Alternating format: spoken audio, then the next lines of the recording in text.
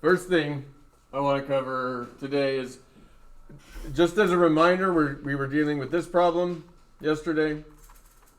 I'm recording it. Part CI, derive an expression for the acceleration. Use Newton's second law for linear motion. You realize you need another equation in order to sufficiently describe that acceleration in terms of the variables that it must be expressed using. And so you use net torque, Newton's second law for angular acceleration, and then you get that answer to get the linear acceleration. We didn't talk about the rest of them. CII, determine the expression for the time, delta t. Well, if you have the acceleration, you know the initial velocity is 0. You're told that the distance covered is 3r, and you need to find the time. Well, that's just a kinematics problem. It should be second nature. Then derive an expression for the rotational kinetic energy of the disk at the instant it reaches the ground. I went over that kind of quickly, but if you need a refresher with that, just watch the video from yesterday, which is uploaded on today's module. But what I want to talk about this last part, because I see rotational inertia, integral approach to rotational inertia on quite a few of the AP exams. Good morning, Richmond High School. We have some weather updates for you. The Lady Royals softball game, scheduled for tonight at 7 o'clock here at Richmond High School, has been moved due to weather to Lake Dallas High School at 2 o'clock this afternoon. So those young ladies will not be in class, of course, this afternoon. Good luck to them as they play Game 2 of their series. We're not sure about when Game 3 is yet, or where Game 3 is yet, due to the rain. Keep up with information if you follow us on Twitter at Richland High. We'll give you updates as we get them. Also, the senior movie night, due to the rain, has been moved again. We'll let you know when that final chance for the senior movie night will be. Baseball game right now is still on for tonight. It is senior night, but we're still waiting on weather to find out when that is. We're still having a School, Mr. McCandless. There's no AP exams next week or anything. Access and Omega field day out on our football field, and that's going well. So whatever the case is, let's have a great Friday and a great weekend. Thank you. I think the battery's dying. I think you're just doing it wrong. I think you're doing it wrong.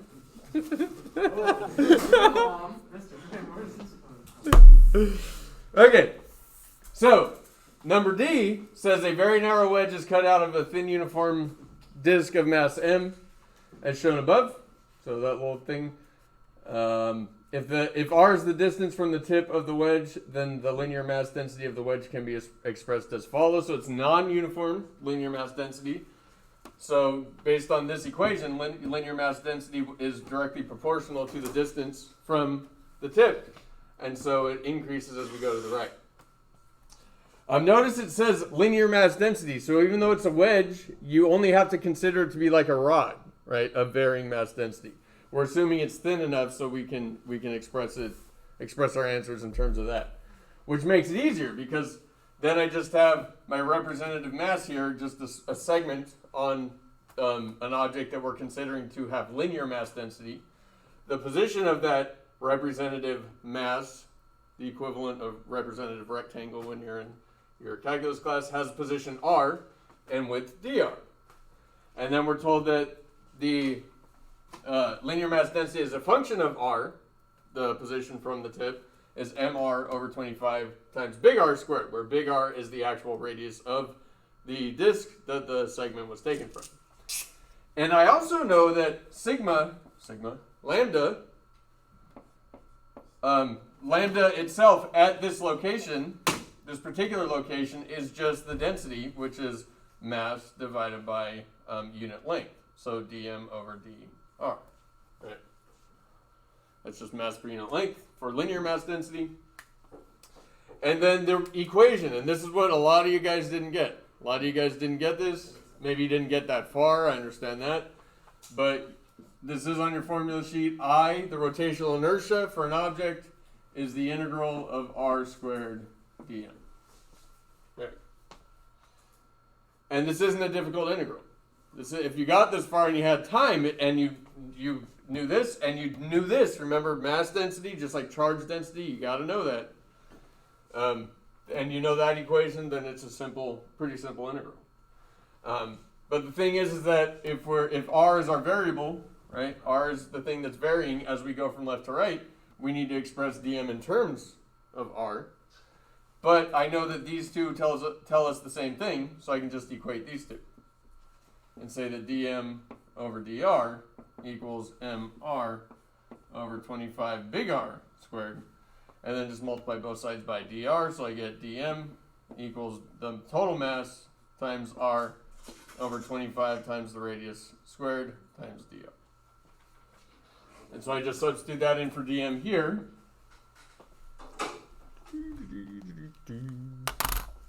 Oh my gosh.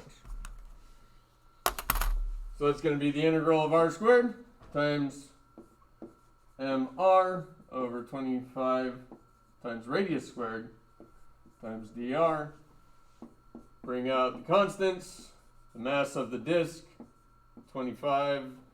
That's just a proportionality constant that was determined experimentally probably by the College Board. Bring out the r squared because that's constant. R squared times r is r cubed times dr. That's a tough one.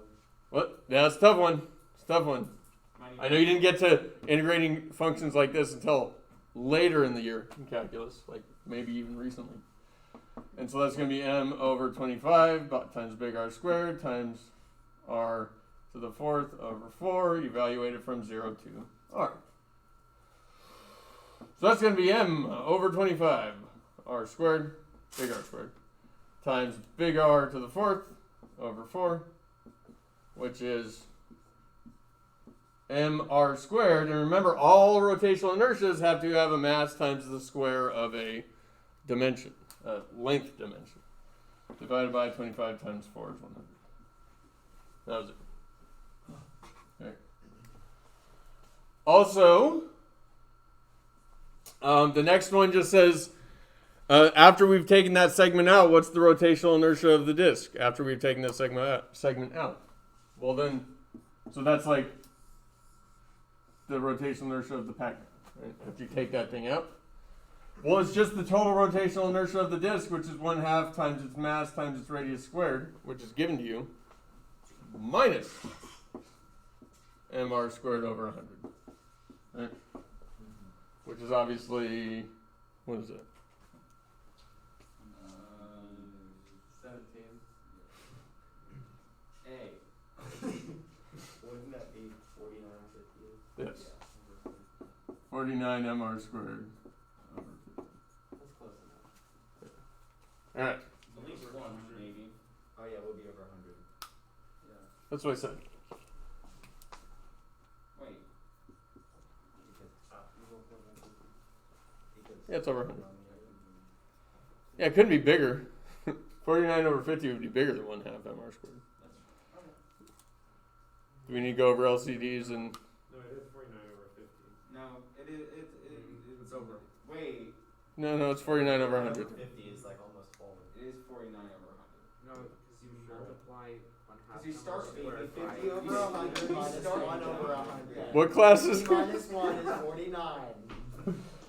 No, you get a common denominator of 100. Yes. What? Where are you gonna Graham, put what are it? you doing? What are you doing? No, 50 it's over 50 50 over 100. Where are you gonna He's count multiplying it. denominator? You multiply this term by 50 over 50. Oh, Going step by step. yeah, that one. Yeah. So it's 50 over 100 minus 1 over 100. Yes. Which is 49. mr squared over 100. We're ready for the evening. Yeah. We're ready for calculus. Yeah. We do this. I'm ready for the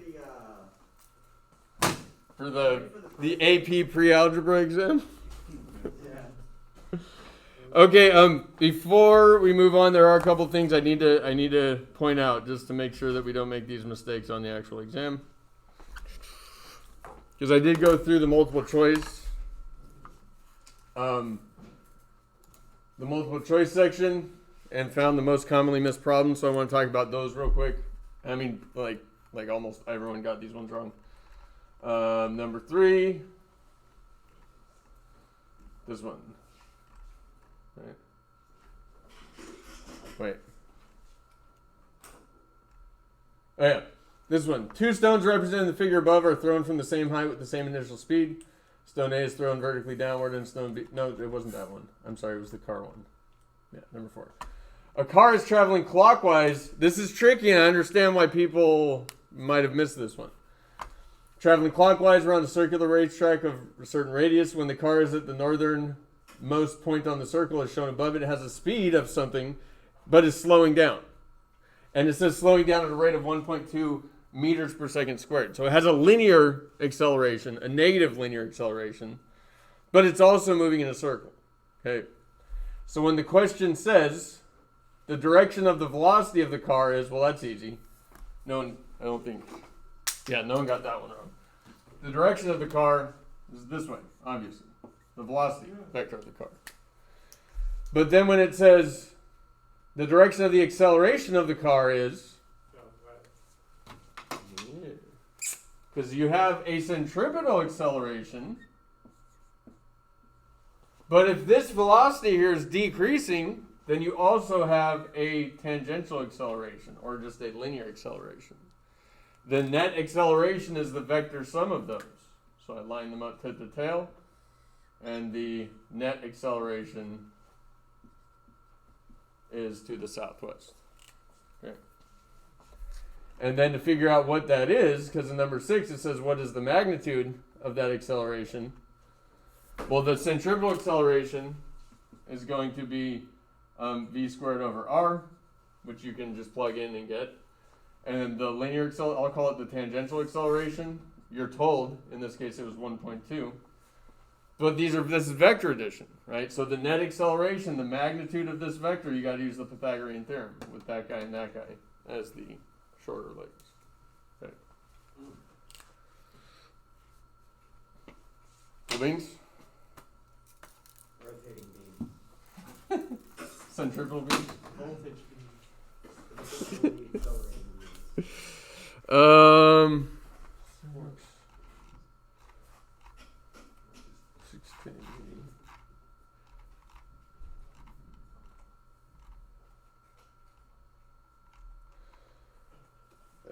Okay. This guy, block of mass M is on a rough horizontal surface and is attached to a spring with spring constant K. The coefficient of friction is mu. When the block is at position x equals 0, the spring is at its unstretched length, so that's equilibrium. The block is pulled to position plus x naught, as shown above, and released from rest. The block then travels to the left and passes through x equals 0 before coming momentarily to rest at x equals negative x naught over 2. So obviously it's lost some energy due to friction, right? Which of the following is a correct expression for the kinetic energy of the block as it first travels through position x equals 0? Okay. Well, this surface here definitely has friction. Are you paying attention? This is important. Almost everyone got these problems wrong. These are things you need to fix before the test on Monday. So we got friction here. It's going to not slow the object down, but it's going to reduce the acceleration of the object. And so if that's the case, then we need to say mechanical energy, first of all, is not conserved. This is not true. But mechanical energy plus whatever work by non-conservative forces is being done is going to equal the final mechanical energy. And yes, I put a plus there because the friction force and the displacement are going to be in opposite directions, and so that term becomes negative. The initial mechanical energy of the spring, of the mass spring system, is just the spring potential energy because it starts from rest, plus the friction force times the displacement, which is going to be x, right? It's going to be displaced x distance, times the cosine of the angle between them. And that's going to equal the final energy, but at equilibrium, it's going to be all kinetic. Right? That's the string's unstretched length. And our displacement will be this way, and our friction force will be that way. And so the cosine of the angle between them is going to be -1. So the spring potential energy, 1/2 kx squared, plus the friction force, which is what? Coefficient of friction times the normal force, which is mg. Right? Oh, yeah, and then x, the distance x. Well, that distance is equal to the distance x naught. And that's going to be 1/2 mv squared. Actually, no, we're finding the kinetic energy, so we don't even need to expand that out. That's just equal to the final kinetic energy. And sure enough, that was one of the answer choices. Kx naught squared over 2 minus mu mg x naught. Cool. So remember that when non-conservative forces, which are usually friction, are doing work, then you can still use conservation of energy, but you got to add another term in there that represents the mechanical energy that will be converted to some other form, some other non-mechanical form. Okay. Which of the following is a correct expression for the coefficient of friction mu? I could expand this out to 1/2 mv squared. And then, because I do already have an equation that has mu in it, but then I look at the way that I could solve this, because this is my first, when I did this, that was like my first, attempt to solve this equation that I'd already dealt with for mu. But then I look at these answer choices, and there's no v's in there. There's no v, we don't know what v is. It wasn't even mentioned, it wasn't asked about in the previous problem, we're just asked to find the kinetic energy. So I have to do something else. Well, we were given more information than just what happens when you go from x naught to the origin. We were told that it goes from x naught and then over to negative x naught over 2. So it's and then it comes to a stop at that point. So I know we're back to storing potential energy there. So in that case, I could say that the initial mechanical energy plus the work done by friction equals the final mechanical energy. But now we're not stopping here, we're stopping when we get here. So I have my initial spring potential energy plus the work done by friction equals the final spring potential energy. What are we asked to find again? The coefficient of kinetic friction, that's right. So same thing for the work done by friction, but now my spring potential energy is 1/2 kx naught squared plus, and this is going to be minus, friction force mu mg times this displacement. Our displacement here, though, is going to be 3/2 x naught. And then that's going to equal 1/2 k times this displacement squared, which is going to be x naught over 2, and then that quantity squared. And then things will simplify quite a bit more. I'm not going to go through the whole thing here because really the important part was setting it up, recognizing that when non-conservative forces act, you still use conservation of energy. Another way of looking at it, though, if you are so inclined, if I look at the equation here, well, I could just subtract the initial spring potential energy from both sides, and then I get an expression. The work done by friction is literally the change in spring potential energy, right? Because if there was no work done by non-conservative forces, the total energy would never change. It would be constant. And, well, if non-conservative forces are doing work, well, then they're going to remove that mechanical energy and convert it to other forms. Okay? Any questions about that?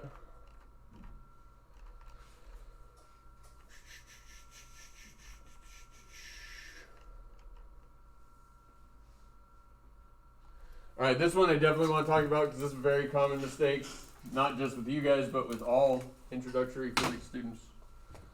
Mr. Grimm, this isn't introductory physics. In the grand scheme of things, it kind of is. What? It is for us. This is your first physics class? That shouldn't be allowed. Okay, a ball of mass m is dropped from rest at height h and collides elastically with the floor, rebounding to its original height. What is the magnitude of the net impulse on the ball during the collision with the floor? Okay. So you have a ball that is dropped from here, and then it's moving downward with the speed v naught. The instant it makes contact with the floor, then it rebounds and comes back upward with speed v after it's collided with the floor. Okay. We can use conservation of energy to figure out what these speeds are, because it does say it collides elastically, which means it loses no energy. So I know that this is height h. We're told height h, and I know that the initial kinetic is going to be the final potential. Some of you might have committed this to memory already. My initial kinetic, backwards. Scratch that, reverse it. UG naught equals k, right? Because I need to know what that speed is if I'm talking about the acceleration that the object experiences during those time intervals. Right? No, impulse. We're talking about impulse. Yeah, so we need to know the change in velocity so we can talk about the change in momentum, since it's talking about impulse. So initially, our gravitational potential energy is mgh equals 1/2 mv squared. The kinetic energy based on this, so we'll say v naught squared right there at the end. Everyone brought mass to the party, and we solve for v naught. It's going to be the square root of 2gh, right? But it is negative. Right? It's plus or minus that. So it's the negative of that. Why negative? Because it's going down, and I'm using the coordinate system that says up is positive. And then if it collides elastically, then the final velocity after it rebounds is going to be the square root of 2gh. That one's going to be positive. It's going up. We're asked to find the impulse, which is f delta t. Right, it is j, but that's equal to f delta t, which by the impulse momentum theorem is equal to the change in momentum. And we want to use the change in momentum here because we got information about the mass m and about the velocities. We don't know about the force, we don't know about the time interval, and so we want to approach this using that guy.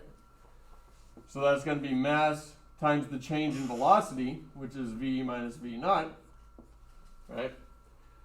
So that's going to be mass times final velocity, which is square root of 2gh, minus the negative square root of 2gh. And when you subtract the negative, you end up adding them. So it's going to be 2m times the square root of 2gh. And I imagine, oh, and then they just kind of messed around with stuff.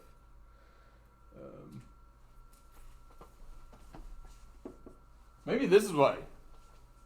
It's going to be n times the square root of 8gh, right? Because you can put 4 into the radical because 2 is the square root of 4. Yeah. And then 4 times 2 is 8. So I know it's kind of annoying that they did that, but yeah, the actual answer would be n times the square root of 8gh. Those are the same. So remember, you get a larger momentum change, therefore larger impulse when an object rebounds. That's that counterintuitive thing. I know it's been years since we talked about it. But if you have a lump of clay and a bouncy ball of the same mass and you throw it with the same speed at a cupboard door that's open, the one with the bouncy ball is more likely to shut that cupboard door because it's going to feel a larger impulse because it's going to experience a larger change of momentum. Okay. All right. Is that it? I think after that, the wrong answers seem to be just because people were guessing there at the end. Yeah. We would never guess. I'll never get this man about that. What? I worked so diligently just to I prepare my never paper. get this man. We totally never spend very long on one problem and realize, oh, God. Yeah, really try to avoid that. Really try. We're going to watch. We might not have much time to talk about the quest assignment, but I'll put a curve on that quest assignment if needed, unless you've already finished and got 100, because I think some people did that. But I do want to talk about this one because this is representative of a certain type of problem that is common. Two identical satellites orbit a planet or radius r in circular orbits A and C of radii 3r and 12r, respectively, as shown above. How does the magnitude of the gravitational force on satellite A between the planet and satellite in orbit A compared to the magnitude of the gravitational force on satellite C? So we want to compare those two. Okay. Couple ways you can go about doing this. If you like the ratio method, that's actually kind of the method that I like. but this is just the Newton's law of universal gravitation, right? Fa is going to be big G times the mass of the satellite times the mass of the planet. So I'll say mass of the satellite. They're equal masses, right? Two identical satellites times mass of the planet over the distance, the position r squared.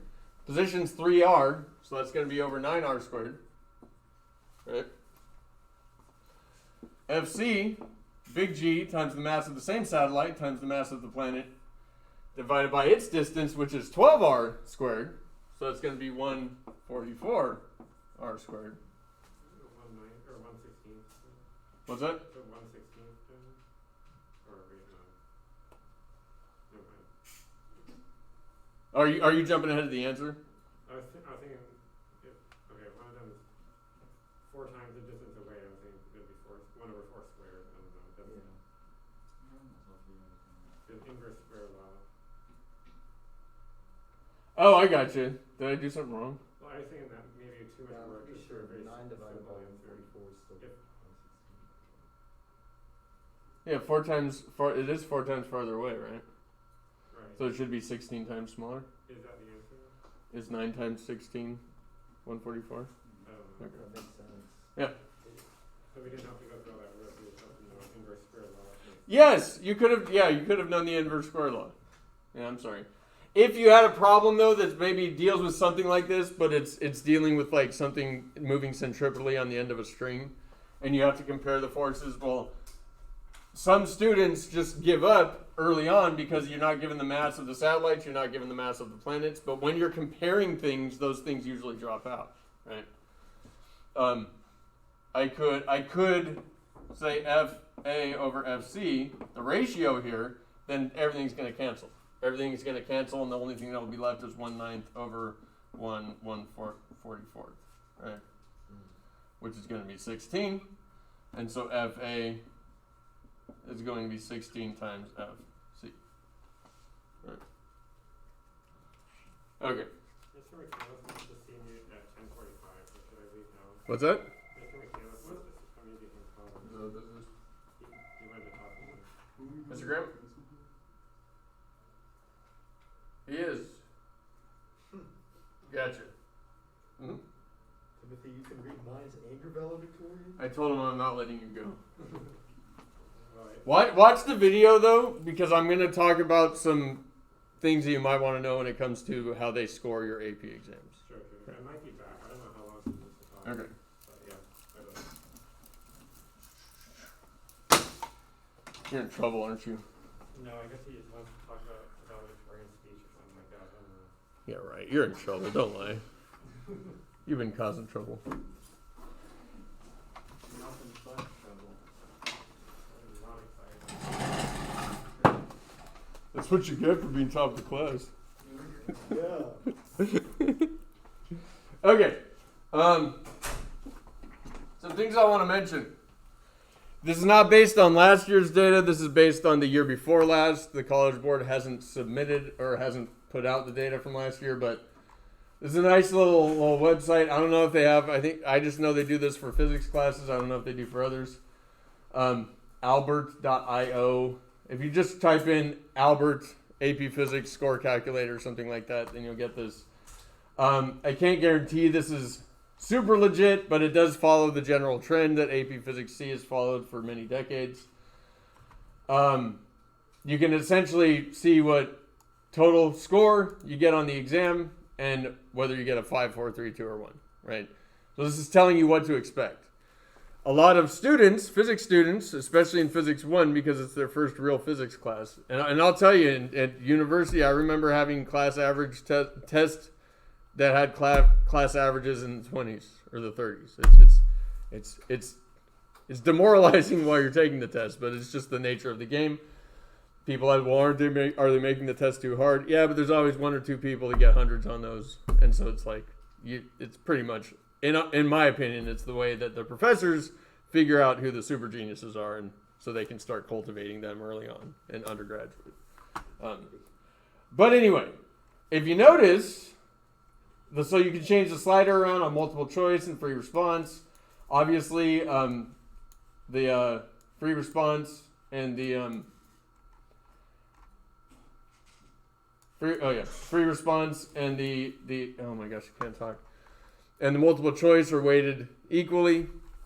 And so what I've done, and I've used this. There's one for E&M too. They're almost the same. But this was for the 2019 exam. And if you wanted, so this is good news. This is good news. This is why you really need to strive for partial credit.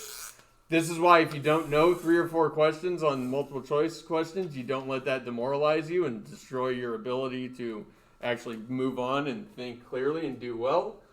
For mechanics, and again, this is 2019, probably the same as last year. We just don't know yet. Mechanics, if you got 0 to 24%, then you got a 1.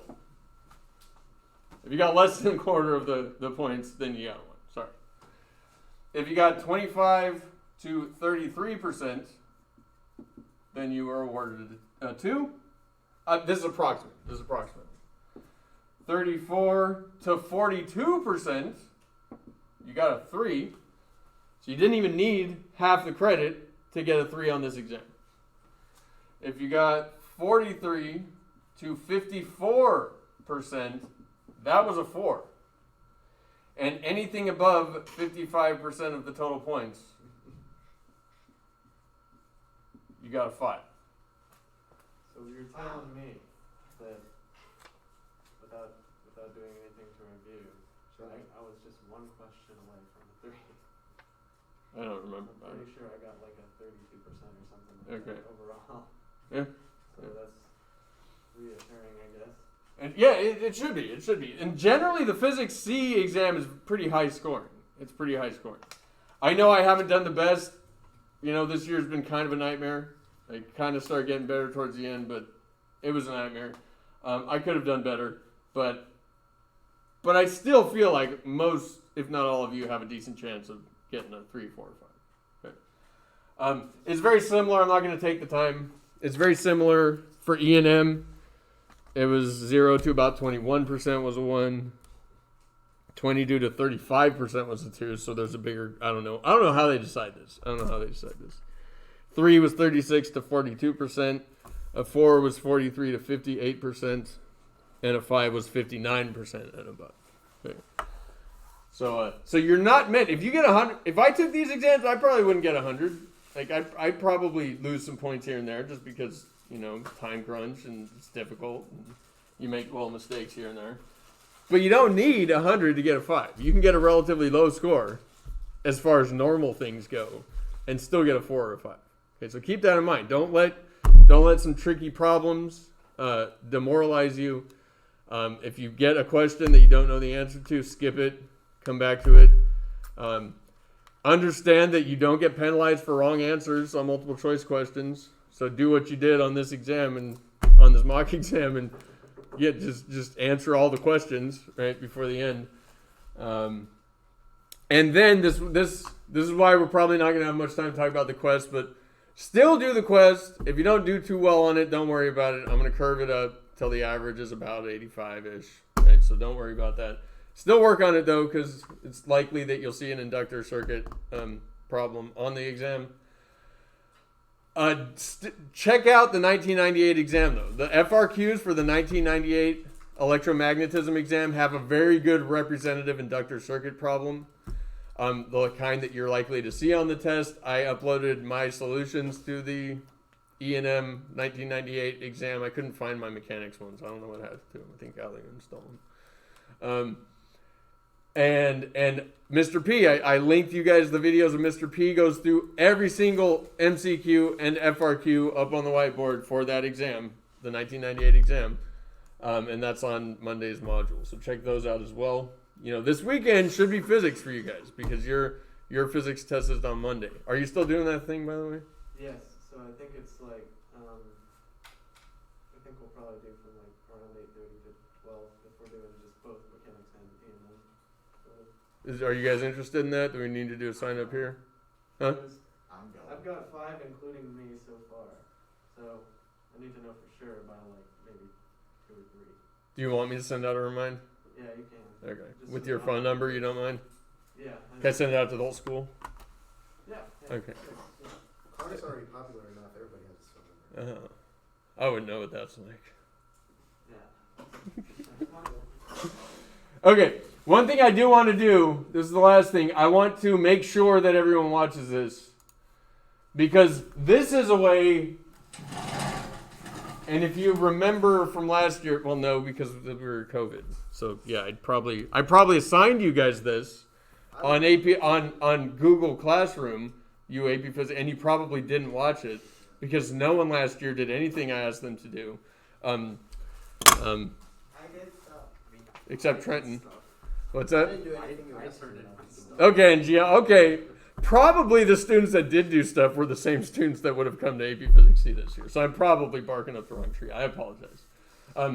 This video here, though, don't just listen to it and say, oh, yeah, that's a good idea. Watch what he says, implement what he says, and this involves strategies to implement that don't require you to learn anymore or to get better at physics at all. Just general ideas to ensure that you miss the least amount of points and that you increase your score literally without having to learn any more physics. Okay, so it's a really good video. I've linked it before. I asked you guys to watch it. I'm not sure if you did. But just to make sure, to force you to, we're going to watch it now in class. So, Mr. P. This is any physics exam. Any physics FRQ exam specifically. And when you're in college and you're doing your upper division FRQs exams, which upper division, that's junior, senior level stuff, and even calculus-based physics, most of your exams are just going to be FRQs. There's going to be no multiple choice. At least in my experience, it was like that. It was all FRQs. So these tips will help you in college as well. So remember this video. Come back to it. It's really good. If you can hear it.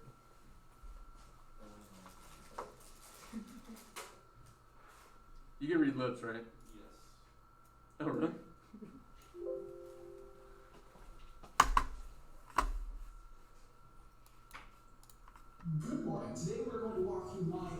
You have this linked at home, guys, so you can watch it there.